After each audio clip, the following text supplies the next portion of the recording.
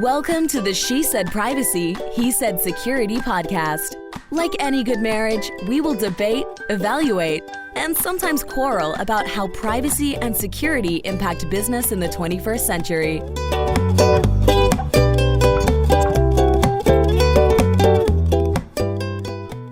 Hi, Jody Daniels here. I'm the founder and CEO of Red Clover Advisors, a certified women's privacy consultancy. I'm a privacy consultant and certified informational privacy professional, providing practical privacy advice to overwhelmed companies.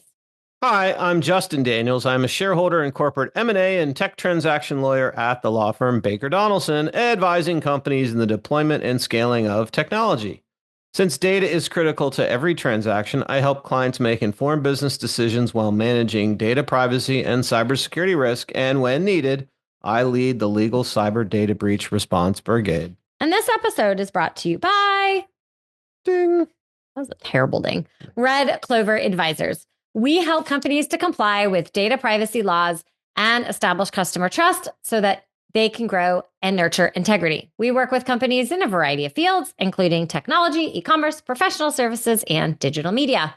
In short, we use data privacy to transform the way companies do business. Together, we're creating a future where there's greater trust between companies and consumers. To learn more and to check out our best-selling book, Data Reimagined, Building Trust One Bite at a Time, visit redcloveradvisors.com. How are you today? I'm doing fine. How are you? I know I'm it's good. a You little need a hard. little bit more musical activities. Your ding was it was like soft Well, ding. I think You you need should some mellow music. replace me with an AI inspired song. Oh, but then I got to figure out how to do that. So we're just going to not do that right now. What do you mean? I figured out how to make all kinds of... I got a recording. I got to insert a ding that is way too complicated. I see. It's much easier to just make you be the dinger. Or discuss that I'm operating way below optimal levels of doing this. Exactly. That's the way it works. All right. You ready? Yes. So today we're going to have an interesting show. We have with us today Timothy Nobles, the Chief Commercial Officer at Integral. He is passionate about empowering organizations to explore the full potential of their data while maintaining the highest standards of privacy and compliance. With over 20 years of experience in data analytics, he has held leadership roles at innovative companies across multiple industries. Timothy, hello and welcome to our podcast. Hi, thanks for having me. It's a delight to be here. Well, you gave us a little hint in our pre-show chat, but now everyone else gets to hear the fun and to hear about your career journey, what got you to where you are today. Yeah, sure thing. So I always kind of like to kick off that I started life as a professional rock and roller. So I'm based in Nashville, Tennessee. So the music's definitely a huge part of the city. So I'm very fortunate to get to do that. Spent about a decade touring around the world and having a lot of fun. Had a moment where it was time to get a real job, so to speak. And being in Nashville, it was just really an issue of, when, not if, I would find my way to healthcare. And so, within that, kind of got moving originally in the marketing category. And along the way, I had one of those moments of like, okay, I can use the data this way, but, I wonder. And it really kind of approached the idea of privacy and, just kind of the ethical use of data. Not to say that anybody was using it wrong or anything, but definitely started to become a lot more wiser to the idea of data maximalization versus like what's actually required to do the task at hand.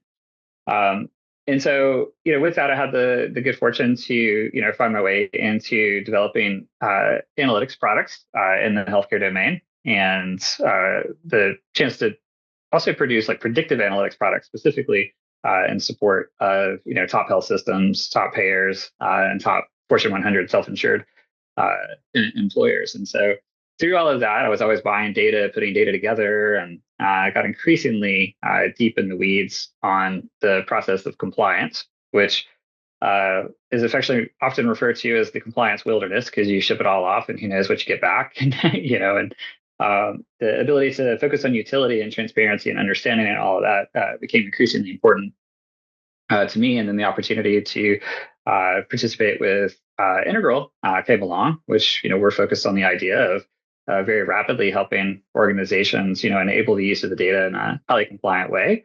But that's done from a very collaborative and transparent way. So that kind of brings us to here. Well, that is quite a journey from rock and roll to data and privacy we're going to talk about today. Just a little bit. You know what I think? What do you think? I bet you Timothy could create some kind of rock and roll song around privacy and enablement. And there you go. That is All right. another option for you. Maybe that's a good marketing ploy. My weekend task is settled. There you go. All right. So maybe we could start with what is data enablement and why it's important?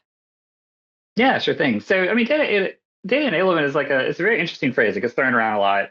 Data collaboration is another one that's kind of very commonly right sidecar with it, But data enablement is really about making data usable across large groups, within organizations, and not necessarily siloing the information out. And so, with that, the promise, if you will, is that it's really about helping, make better decisions faster, and then also driving the certainty of those decisions. And then, reducing fragmentation. And then it's also supposed to help speed up the idea of innovation and competitive advantage. And these are all really great and super powerful considerations. The kind of tripwires, if you will, show up when you're dealing with data that's regulated by various privacy frameworks, and additional requirements. So we'll just say PHI in the context of HIPAA's privacy rule. Very specific rules around what, where, and how you can use that data. And so that historically has kind of like tripped folks up and slowed things down. A lot of times it actually leads to avoidance from a strategy point of view, because it's like, oh, I don't want to get into that. But things like kind of along the way, things like privacy enhancing technologies and more regulatory frameworks that are, anybody that deals with regulatory frameworks is going to laugh as I say this, but they're becoming less ambiguous over time. And ironically enough, HIPAA is kind of helping define some of that, which blows my mind on a daily basis. But understanding what it really means, and so this idea of mitigating re-identification risk is starting to become a more centralized theme, thus making this idea of how do you work with that data across organizations increasingly accessible. It is a growing need to be able to make that accessible, and as you were talking about, doing so in a compliant manner. Yeah, and in the health context, just think about the value of the data from the EMR system. So we go visit our primary care doc, and every once in a while they glance around and see us, but otherwise they're at the computer typing, taking all of those notes. And when you think about the potential value of the data and those notes, just for our overall care and treatment, the operational efficacy, diagnostic odyssey, if you will, for an individual patient, what can be learned from that's really important. But how that's extracted, and how that data, which is highly identifiable, how can it be transformed and worked in such a way that it can be considered compliant according to the regulators, and still meanwhile have a lot of utility and value to organizations. And so it's like those types of challenges that we have the privilege of tackling on a daily basis.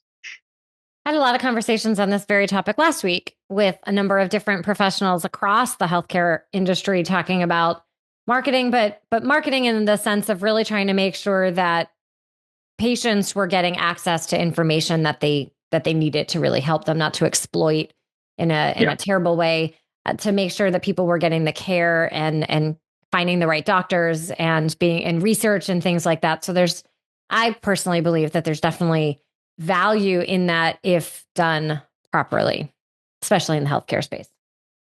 Yeah. Timothy, I'm curious if in your healthcare dealings you've come across, for example, I think Jody talked about this once, when you go to the doctor's office and you have that tablet where you're given your history and whatnot, and then they have that consent that looks like a HIPAA consent, but I think it's really to collect data when you're in the... Well, it's a third-party company that is operating that tablet, which is also a different third-party company than the one that's the doctor is putting all their notes in. So that check-in one is a third-party company, and it looks like a HIPAA consent, and I'm not going to name the company, but there are a couple that are out there, and it is not a HIPAA consent. It's a consent to give that health data to that third-party company for their purposes. Yep. And I just was curious. I don't like that one. So I was just curious, Timothy, if you had come across stuff like that, and then how do practices like that come up against the idea of what you talk about, which is data enablement that really puts privacy by design at the forefront? Yeah, so I think kind of first and foremost to say that the organizations that pursue those types of consent, don't adhere to pretty strict compliance standards. I mean, there's a lot of evidence that says they're trying to hold up their their end of the bargain on this. The way a lot of the law is written, there's just layer upon layer upon layer upon layer of, if you have consent, here are the use cases that are possible. And one of the interesting nuances that I think we will see debated out more heavily over the next few years is whether or not that consent should be pursued, and should the scope of the consent be constrained and increasingly specific. And what we've seen a number of times is a company will actually pursue the idea of consent to give them a lot of broad reach, broad range of use cases that could be supported, even though they might not necessarily have the strategic or commercial rationale or purpose or initiative already defined, right? But it's sort of like reserving the right to. And so, I mean, I think that's going to be a very interesting one, just kind of from the point of debate as to whether, like, how permissible should that be? And so, the idea of using a third party group to, help you get checked in and help you manage those records, if the scope is constrained specifically for that purpose, then okay, that makes sense. And HIPAA would require it, as it not being, directly owned and operated by the health system itself. So that you got to bridge those things in that way. We hear a lot about privacy enhancing technologies, or pets. We will not be talking about basil on our show, but we'll be talking about pets. So could you share some examples of how companies are using these technologies, perhaps to further enable what we were just talking about? Yeah. Well, so there's a whole group of pets. They're not usually the soft and furry kind that are willing to snuggle with you, unfortunately, but they are still very useful. So the most common ones that we see, are really around the idea of tokenization, which we can get into a little bit more. Homomorphic encryption, zero knowledge, differential privacy, and then good old-fashioned data masking. And then there's also some really cool stuff around attribute level access and encryption. That's like at the data element itself. And so, role-based controls, really amped up pretty heavy there. The tokenization in particular has some very powerful capabilities with it, in particular around the deterministic style matching of tokenization, because it affords the ability to link data in a quote unquote non-identifiable way. And though the token itself is produced from identifying elements, it allows you to drop those from the data set. And then you have the ability to, via this token, link that data so you can start producing both, width and breadth to the data set, as well as like row count, if you will. So the number of, just say, patients or covered lives, or persons, consumers, whatever definition you need there. And that one in particular is really, really high horsepower. I think the big thing that we're also seeing is that that's helping, that in combination with good compliance strategies and data transformation remediation strategies to mitigate re-identification risk. It's sort of, you're balancing this on sort of both sides of the equation. Tokenization by itself isn't necessarily sufficient to mitigate the probabilistic risk of, and in some cases even deterministic risk of re-identification, should that data set be found out in the wild. Because of things like quasi-identifiers and, rarity of condition. And, it's like one of my favorite examples is always like, well, if you look at payer names, you can actually find, well, that one belongs to Coca-Cola, in Atlanta. And that's actually a very small population of people, in which case, if you have conditions and other such things, the ability to get down to, a re-identification risk is kind of straightforward. And so how do you manage that at scale? Even though that information is on, a token. And then the other thing too that's like really important to part of the equation is, like, pets are great, they're really important. They are, instrumental to the overall consideration.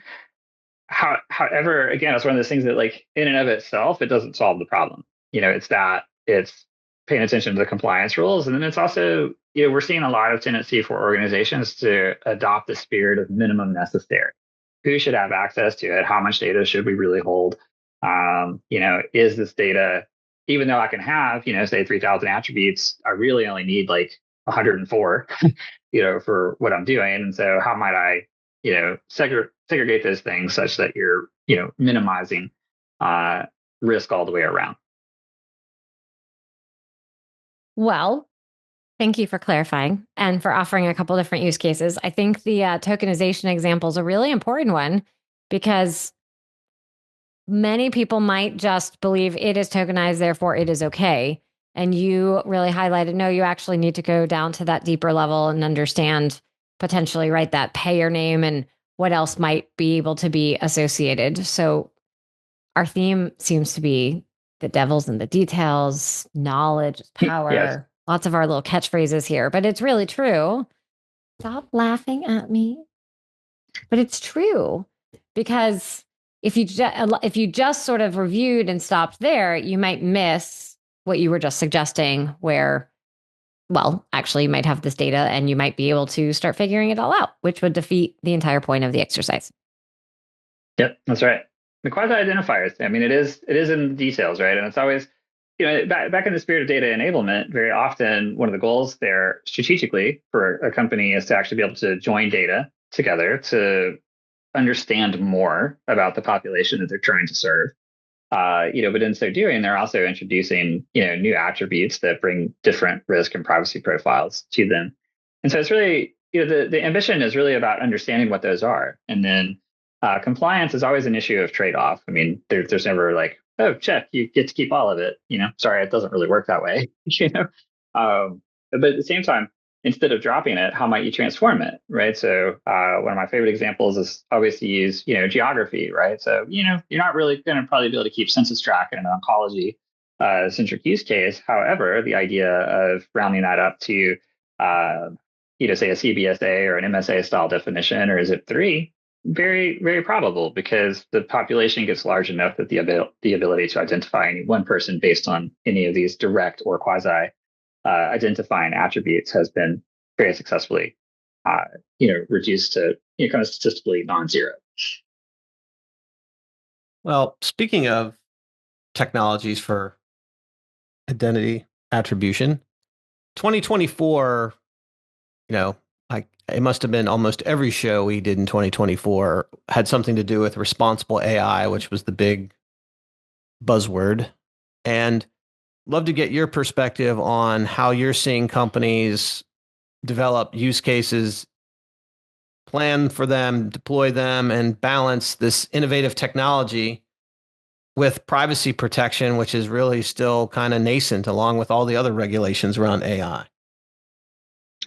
Yeah, that's a super fascinating question, and definitely one that's not going to have a pure answer for a while. But I can say I think a lot of what we've seen and what I've also seen with some of my peers calling and asking questions and what is there's a whole lot of like, take a breath, nothing to panic about. Let's just get calibrated. Let's find equilibrium here. And with this powerful technology, there's a whole bunch of, well, there are actually, compliance risk associated with just shoving a bunch of data into a model that's really complicated to explain, and neural nets do all this magic and nobody actually knows what's happening or how they're getting as a result. And then is that okay? Well, probably not. So let's do a little bit of homework on the front side. Which kind of comes into that whole point about, as the models are being designed, like, what's the purpose of them? How do you think about the idea of the explainability? Consent does feature in that as well for, we as consumers and patients in the healthcare context. And that's also really important. So, like, what parts of our information are going in? To some extent, I don't mind if an anonymized, X-ray of me from, falling down and breaking a bone or something is included in a training set to help make, radiology reads go faster for those that come behind me. That's fine. but at the same time, like I also don't necessarily want, there's a bunch of use cases where they're trying to like add in, say credit histories and probability to pay, and understanding these types of risk around that being included in various decision criteria. It's like, well, I don't. That's where it gets really murky really quick.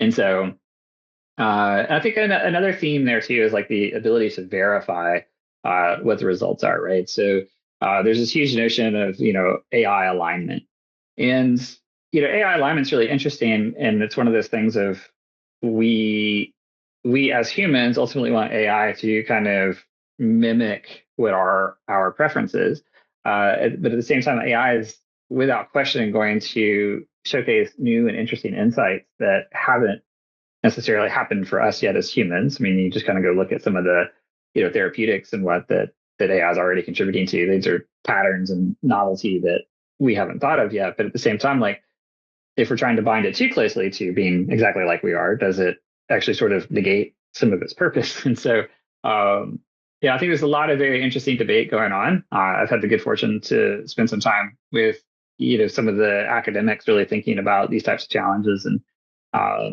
very, very cool opportunities ahead. And kind of like, getting back to the output, how do you verify it? You look at, some of the state level regulations starting to come on, even the one in California, just recently had the SB 1120, I believe, where it's like, hey, can this thing, there's all these like, what permission and decision can AI have? But then how did it get to that conclusion? And is that the same conclusion that a human would have made or not? And, where and how does all of that actually work together? And so, I mean, we've seen a ton more focus on trying to wrestle with those things. And we've also seen notions of simplification in a good way.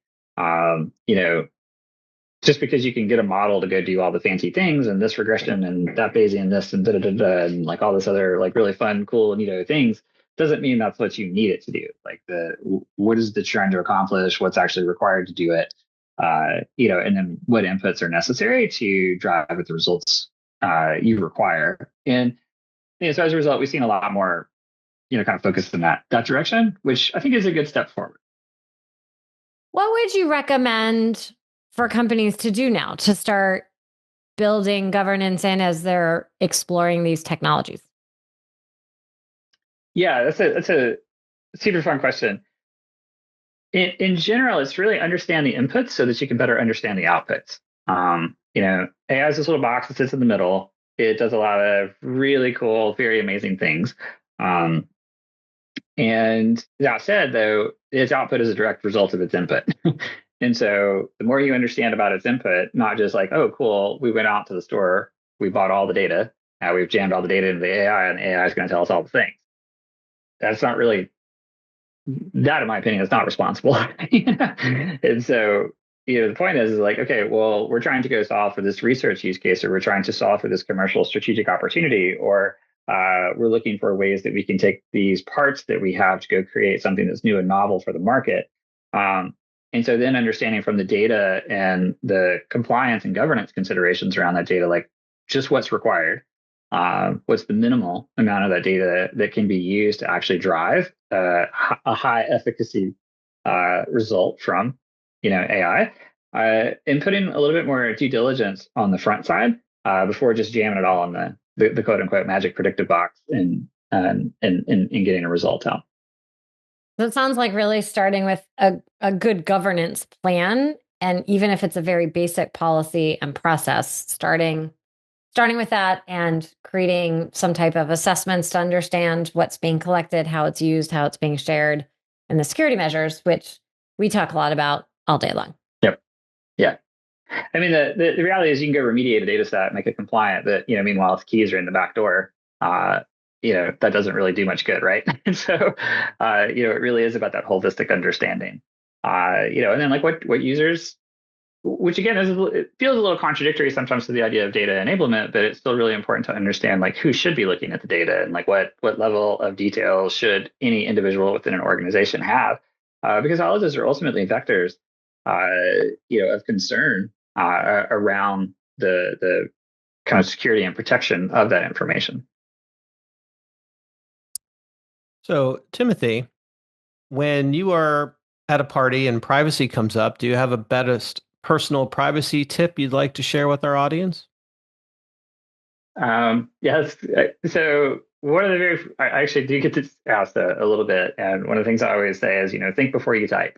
Because as you type anything, you put it on digital record, and off it goes, and who knows what could happen to it. So, in the spirit of that, I also say anytime somebody sends you a request for anything about your information, even like a reference check, for an old colleague or whatever, just call them or send through another communication lane to make sure that, it is them. The other big one I always say is like, take the moment to like set your cookie preferences. Don't go in, and just accept all, take a quick look, only accept the ones you feel comfortable with.